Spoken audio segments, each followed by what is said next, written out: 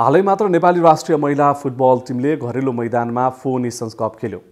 फाइनलमा म्यानमारसँग पराजित भएको नेपालले अब जुनमा एएफसी वुमेन्स एसियन कप 2026 को छनौट खेल्दैछ र यो छनौटको खेल तालिका पनि सार्वजनिक भएको छ। आज भएको ड्र अनुसार नेपाल समूह F मा परेको छ र यो समूहमा नेपालसँगै उज्बेकिस्तान, लाओस र श्रीलङ्का पनि रहेका छन्। यो समूहका सबै खेल हुनेछन् उज्बेकिस्तानमा र समूहको छनौट खेल जुन 23 देखि सुरु हुनेछ। समूहको विजेताले मात्र अर्को वर्ष अस्ट्रेलियामा हुने एएफसी वुमेन्स एसियन कप 2026 का लागि छनौट हुने मौका पाउनेछन् र छनौटबाट 8 समूहका विजेताले एसियन कपमा स्थान पक्का गर्नेछन्। 12 टोली बीच हुने वुमेन्स एसियन कपका लागि 4 टोली यसअघि नै फाइनल भइसकेका छन्, छनौट भइसकेका छन्। अस्ट्रेलिया आयोजक रूपमा छनौट हुँदा अघिल्लो संस्करणको विजेता चीन, उपविजेता दक्षिण कोरिया र तेस्रो बनेको जापान स्वत छनौट भइसकेको छ। र नेपाल यदि आफ्नो समूहको विजेता बन्न सक्छ भने पहिलो पटक एसियन कप खेल्नेछ। नेपालले अहिले नेपाली महिला फुटबल टिमलाई हामीले गोल्डन एरा भनिरहेका छौँ यो टिमलाई, र यो टिमसँग इतिहास रच्ने एउटा सुनौलो मौका पनि रहनेछ।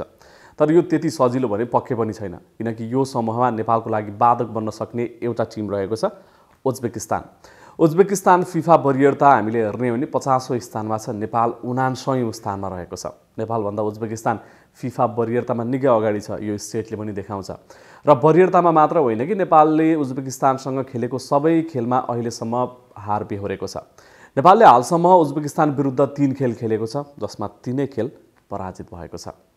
सो यो स्टेट हेर्दा चाहिँ यो टिमलाई हराउनु सजिलो पक्कै छैन नेपाललाई। तर यदि नेपालले उज्बेकिस्तान विरुद्ध जित निकाल्न सक्यो भने नेपालले इतिहास रच्ने सम्भावना भने निकै बलियो रहनेछ, किनकि यो समूहमा रहेको अरू टोलीहरू लाओस र श्रीलङ्का हुन् र अहिलेसम्मको रिजल्ट यदि हामीले हेर्ने हो भने नेपालले श्रीलङ्कासँग खेलेको सबै खेल जितेको छ।